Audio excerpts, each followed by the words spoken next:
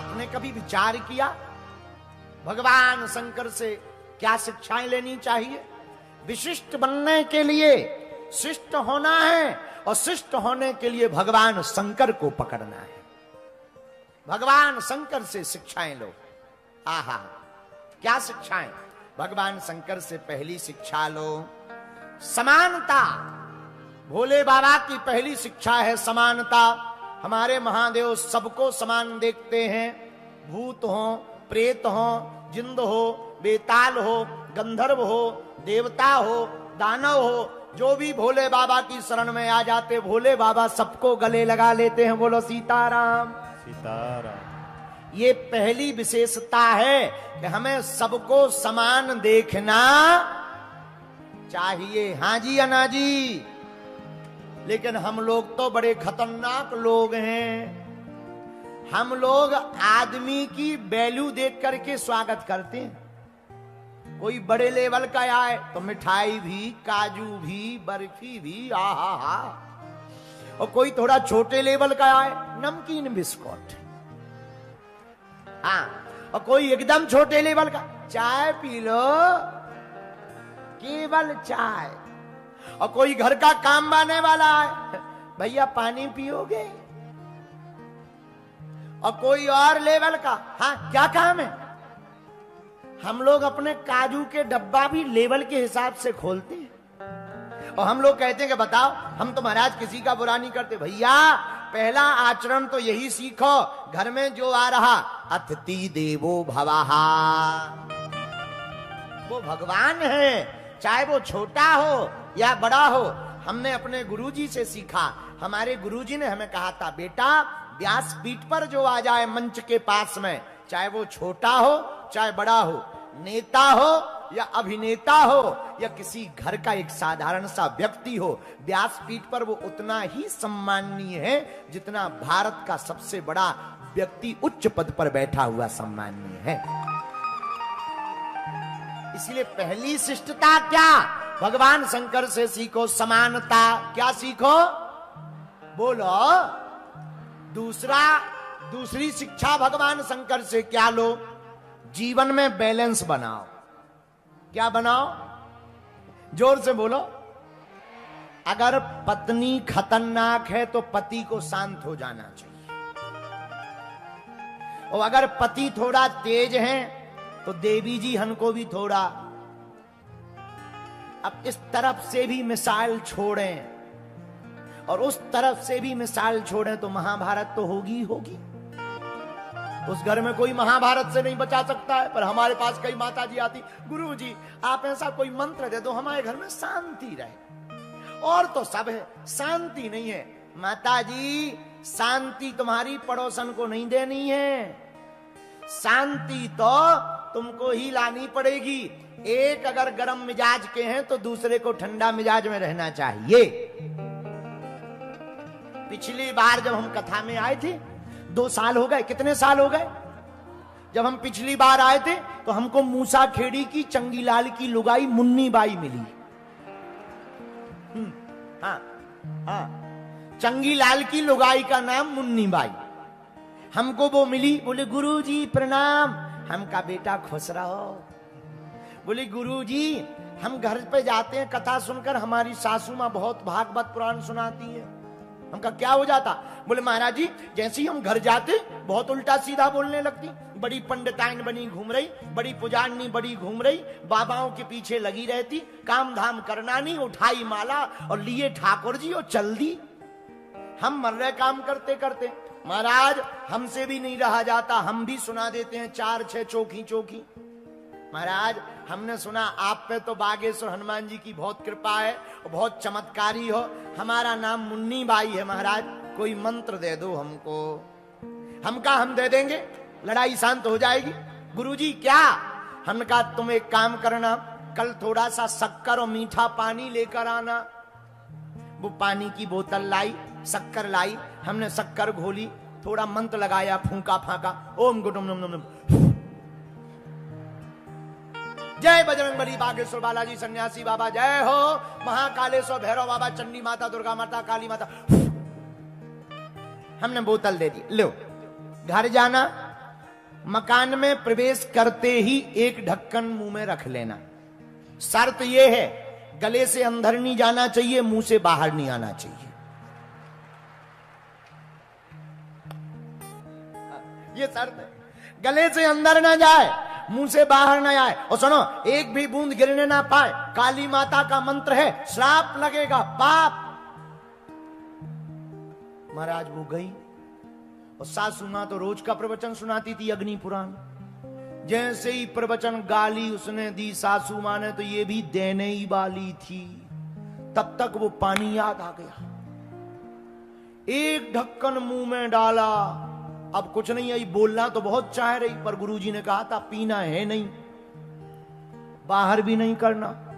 1.5-2 घंटा बाद सासू मां को लगा के बहू सुधर गई। 2-4 दिन यही चला। 5वें दिन तो सासू मां ही बोली, एक बात बता, आजकल कौन बाबा की कथा सुन रही है? कौन बाबा की कथा सुन रही है? तो धीरे से बोली, बागेश्वर बाबा की। बोले बड़ी कृपा है, मुझे भी ले चल। जब 9वें दिन हम जब यहां से जाने लगे, तो वो हमारे पास आई मुन्नी बाई मूसा खेड़ी की। बोली गुरुजी आप चले जाओगे, पानी खत्म हो जाएगा, ये जल मंत्र वाला, फिर क्या करेंगे? हम कहा तुम्हारे घर में नल आता है? बोले हाँ गुरुजी। हम कहा थोड़ा नल का पानी भर लिया करो, शक्कर स्वाद के हिसाब से डाल लिया करो, थोड़ा केसर वेसर डाल लिया करो, थोड़ा सा जल बचा करे तो उसमें मिला लिया करो, मंत्र सदा काम करेगा। भैया जल तो बहाना था, असलियत में उसके मुंह को चुप कराना था, और चुप होते ही उसके घर की महाभारत बंद हो गई। बोलो सीताराम, जोर से बोलो सीताराम। ये भगवान शंकर की दूसरी विशेषता, दूसरी शिक्षा क्या? घर में बैलेंस बनाकर रखना। शंकर जी बैलेंस कैसे बना के रखते जरा देखिएगा। शंकर जी के गले में विष है, सिर पर गंगा है, लेकिन दोनों एक ही जगह रहती हैं। दोनों एक मिल नहीं पाते, पर दोनों एक ही घर में रहती। भगवान शंकर के गले में सांप, और गणेश जी का वाहन क्या है? बोलो बोलो बोलो। और सांप किसको खाता है? लेकिन दोनों एक ही घर में रहते हैं। बैलेंस देख लो। अच्छा, शंकर जी का एक बेटा है कार्तिकेय। कार्तिकेय का वाहन है मयूर। क्या है? और शंकर जी के गले में क्या है? सांप। मयूर किसको खाता है? सांप को। लेकिन दोनों एक ही घर में रहते हैं। बैलेंस देख लो। तीसरा, भगवान भोले बाबा का वाहन क्या है? नंदी बैल। और माता पार्वती जी का वाहन क्या है? शेर। दोनों की कितनी खतरनाक दोस्ती है, लेकिन दोनों एक ही घाट पर पानी पीते हैं। यह भोले बाबा का बैलेंस देख लो, कितना बढ़िया बैलेंस है भैया। इसीलिए हम कहते हैं शंकर जी से दूसरी शिक्षा लेनी चाहिए। देखो हर चीज का जोड़ा है। घर में कोई आता है तो हम लोग क्या कहते हैं? भैया इन्हें चाय पानी पिलाओ। क्या पिलाओ? चाय गरम है, पानी ठंडा है जोड़ा के नहीं? हम लोग कहते हैं भैया जरा काजू किशमिश लाओ। काजू गरम है, किशमिश ठंडी है जोड़ा के नहीं? लौंग इलायची खा लो, लौंग गरम है, इलायची ठंडी है बढ़िया जोड़ा के नहीं? तो संसार में सब जगह जोड़ा का काम है। इसलिए आज की कथा का सूत्र नोट कर लो। घर में तुम्हारे हस्बैंड खतरनाक हो तो तुम शांत हो जाओ। अगर किसी की धर्म पत्नी खतरनाक है, भैया तुम शांत हो जाओ। 2-4 दिन की बात है, अपने आप शिक्षा समझ आ जाएगी। घर का माहौल नहीं बिगड़ेगा, 4 लोग तमाशे नहीं देखेंगे, वरना बाद में पछताना पड़ेगा। महाभारत हो जाएगी पर भागवत काम नहीं आएगी। बोलो सीताराम, जोर से बोलो भैया। अच्छा, अब भोले बाबा का अंतिम तीसरी शिक्षा सीखो। भोले बाबा से तीसरी बात सीखो भैया, जहर उगलना नहीं चाहिए, जहर तो निगलना चाहिए। जहर का मतलब पॉइजन नहीं है कि तुम कल के दिन पॉइजन पी जाओ। कि कहो बागेश्वर वाले महाराज जी ने कथा सुनाई थी ऐसी हमको, नाजी ना, ये जहर पीने का मतलब है बुरी वाणी को बोलना नहीं है, बुरी बातों को पी जाना चाहिए। जो दूसरों की बुराइयों को पी जाता है वही व्यक्ति शिष्ट से विशिष्ट बन जाता है। इसलिए भोले बाबा जैसा कोई भी संसार में दूसरा। तो भगवान गोस्वामी जी कहते हैं, जन्म जन्म के दुख जन्म जन्म के दुख मिट जाते कब? कोई भगवान का नाम ले। हनुमान जी की जो शरण आएगा वो जन्म जन्मों के दुखों से बचेगा। क्यों? हनुमान जी शंकर सुवन केसरी नंदन। हनुमान जी ही शंकर जी हैं और शंकर जी ही हनुमान जी हैं। अच्छा, शंकर जी को क्या कहते? देव कहते कि महादेव? बोलो। बाकी सब हैं देव और भोलेनाथ हैं। अरे दोनों हाथ उठा के बोलो, हर हर महादेव। तो भोले बाबा क्या हैं? महादेव। और बाकी सब क्या हैं? देव। और शंकर जी के अवतारी कौन है? हनुमान जी। तो जो भाग्य में लिखा होगा वो तो तुम्हें मिलेगा ही मिलेगा, पर यदि तुम हनुमान जी की भक्ति करोगे तो वो भी पाओगे जो तुम्हारे भाग्य में नहीं होगा, क्योंकि ये महादेव के अवतार हैं। और भाग्य में कुछ गड़बड़ भी लिखा हो तो भाग्य के लिखे को मिटाने का काम किसका है? शंकर जी का। भाभी मैट सकहीं त्रिपुरारी। भाग्य के लिखे को मिटाने का काम महादेव का है। वही भाग्य के लिखे को मिटा सकते, भाग्य का लिखा हुआ केवल महादेव मिटा सकते। तो उन्हीं महादेव के अवतारी कौन है? हनुमान जी। मतलब हनुमान जी भी तुम्हारे भाग्य के मिटे को लिखे को मिटा सकते। इस पर दूसरी बात, एक बात बताओ, शंकर जी महादेव क्यों? पूछो क्यों है? हमसे पूछो। अरे जरा जोर से तो पूछो भैया। शंकर जी महादेव इसलिए हैं कि जो देवताओं के लिए विषपान करे, जगत के लिए जो विषपान करे वही महादेव बन सकता है। तो हम तो एक प्रार्थना करें, जहर भोले बाबा ने पिया दुनिया के लिए तो वो नीलकंठेश्वर महादेव बन गए। हम तुमसे प्रार्थना करें, तुम भी यदि संसार की कड़वी बातें पी जाओगे तो तुम भी भोलेनाथ जैसे हो जाओगे। इसमें एक हमारा निजी तर्क है। पूछो क्या? जोर से पूछो। किसी का मुंह बंद तो नहीं कर सकते, लेकिन अपने कान बंद जरूर कर सकते हैं। कोई तुम्हारे खिलाफ बोल रहा हो, उल्टा सीधा बोल रहा हो, तो उसका मुंह बंद कर सकते हो क्या? बोलो। और कर भी दोगे, मान लो उसने जड़ दिया तो 3200 निपट जाएंगे अगर ताबड़तोड़ हुआ। और यदि तुम्हें गुस्सा चढ़ी, तुमने जड़ दिया, तो फिर क्या? जेल जाओगे? बोलो हाँ या ना। लेकिन जेल से निकलोगे वो तब भी मुंह चलाएगा। बोलो हाँ या ना। तो किसी के मुंह को बंद, अब मान लो देवरानी जेठानी घर में रहती है, बहू खतरनाक है, जितनी सासू मां बेटी सुनो, खतरनाक बहू है, एक उपाय है।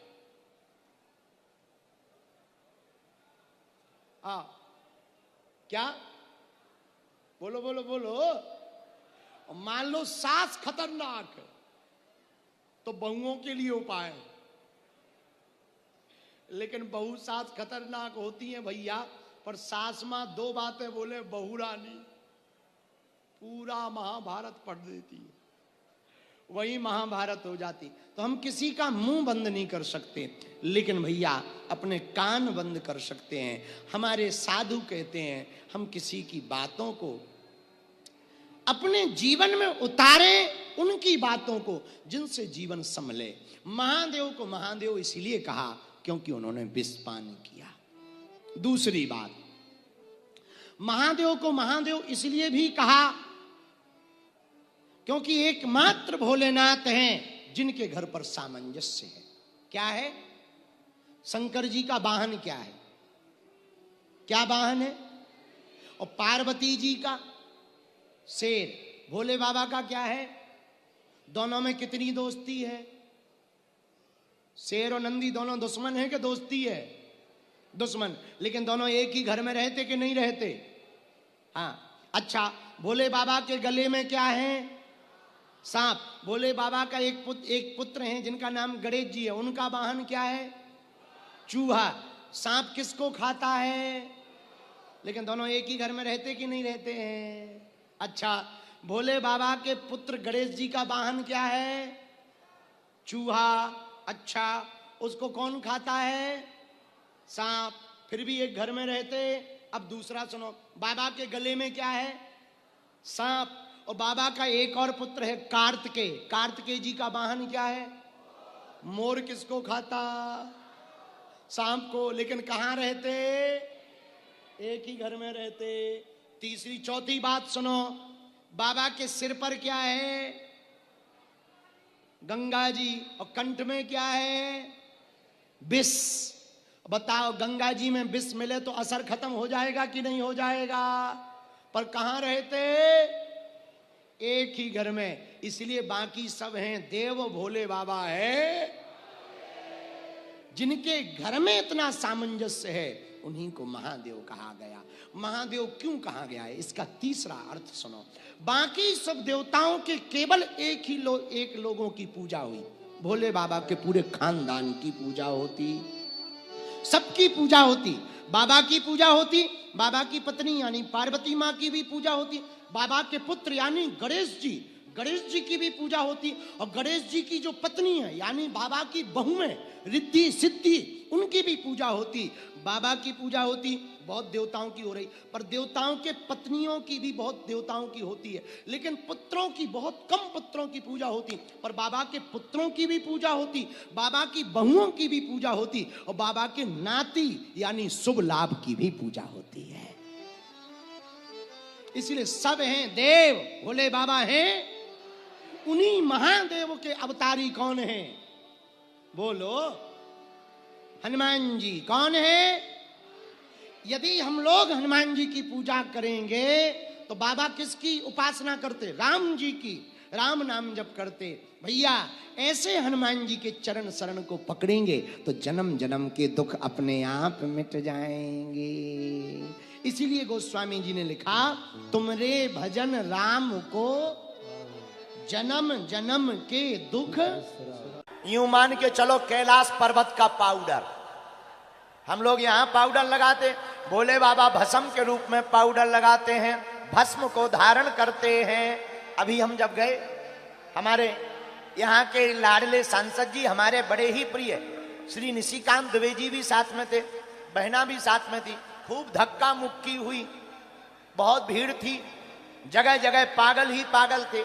लेकिन जैसे ही वहां गए, वहां के पंडे आचार्यों ने, वहां के पुरोहितों ने, भगवान शंकर के पुजारियों ने वेद मंत्रोच्चारण करके जब भस्म चढ़वाया, ऐसा लगा हम भी देवघर वासी हो गए हों। आहा, क्या बोले मंत्र, अद्भुत। और धन्य है यहाँ के पुजारी, इतने उदार पुजारी हैं, इतने करुणावान यहाँ के पुजारी हैं। पूरी भस्म भगवान शंकर पर डलवा दी। महाराज पूरी डालो, हम तो कम डाल रहे थे क्योंकि हम कंजूस हैं, लेकिन उन्होंने कहा नहीं नहीं पूरी डालो। हमने भी पूरी लाई। हारा हारा हारे, जो बची कुछ हमारे लगा दी, कुछ हमारे दुबे जी को लगा दी, बची खुची ब्राह्मणों ने खुद लगा ली। ऐसा नजारा था मंदिर के अंदर मानो सब राम जी के बंदर। ऐसा नजारा था मंदिर के अंदर, लग रहा था सब राम जी के बंदर हैं। भैया, हम तो देवघर आकर के धन्य हो गए, यहाँ की भक्ति देख करके धन्य हो गए। धन्य है यहाँ के लोग, धन्य है यहाँ की भक्ति, धन्य है वासी। और भारत के लोगों, हम तुम्हें प्रार्थना करेंगे, आज बागेश्वर धाम के मंच से एक बार जरूर आना चाहिए द्वादश ज्योतिर्लिंग में भगवान वैद्यनाथ के दर्शन करने को। जो झारखंड के देवघर महादेव के दर्शन करने आएगा, वो 100 भी शिव बन जाएगा, वो मुर्दा भी जिंदा हो जाएगा। और 100 और शिव का मतलब, 100 का मतलब मरा हुआ। मरा कौन? जिसके हृदय में राम नहीं, जिसके हृदय में संतों के प्रति प्रेम नहीं, जिसे हिंदुत्व से प्यार नहीं, वो मरा हुआ मुर्दे के समान है। इसीलिए देवघर में जो आकर के महादेव की भक्ति करता है, आहा। अच्छा, भोले बाबा को भस्म क्यों प्रिय है? क्या बात है? भस्म क्यों लगाते हैं और कब से लगाई? आहा। एक बार भोले बाबा एक जगह चले जा रहे थे। रास्ते में एक मुर्दा शव लेटा हुआ चला जा रहा था। पीछे पीछे लोग कह रहे थे, राम नाम सत्य है, राम नाम सत्य है, राम नाम सत्य है, राम नाम। भोले बाबा को लगा ये तो हमारी पार्टी के आदमी हैं। सो भोले बाबा पीछे हो गए। अब भोले बाबा भी कहने लगे, राम नाम सत्य बोलो, राम नाम। भोले बाबा सत्य सत्य कहते हुए जाने लगे। लेकिन जैसे ही शमशान घाट पर मुर्दा पहुंचा, मुर्दे में आग लगाई, सत्य बोलने वाले अपनी अपनी बातें करने लगे। एक बोला, एक बात बताओ, ये कब मर गए थे? दूसरा बोला, भैया हमें तो लगता है सुबह ही चले गए। तीसरा बोला, क्या बताएं, इनको आज ही मरना था, रविवार को मर जाते, कम से कम हमारे काम तो नहीं बिगड़ते। चौथा बोला, अब हम भी क्या बताएं, हम तो अपनी बिजली का बिल जमा करने जा रहे थे, लेकिन ये मर गए। शंकर जी ने सोचा, अभी कुछ देर पहले राम नाम सत्य कह रहे थे, अब तो ये संसार की बातें करने लगे। अरे ये तो झूठे प्रपंची हैं, ये हमारी पार्टी के आदमी नहीं है। लेकिन तब तक मुर्दा जल चुका था। पर भोले बाबा ने विचार किया, भैया मुर्दा भले ही जल गया, लेकिन इसके कारण कुछ लोगों ने राम नाम सत्य कहा। हमारा सच्चा साथी तो यही है। मुर्दा जल गया पर उसकी भस्म बच गई। उसी भस्म को सीताराम कहते हुए अपने शरीर में लगा लिया। उसी दिन से भोले बाबा को भस्म चढ़ने लगी। हार हार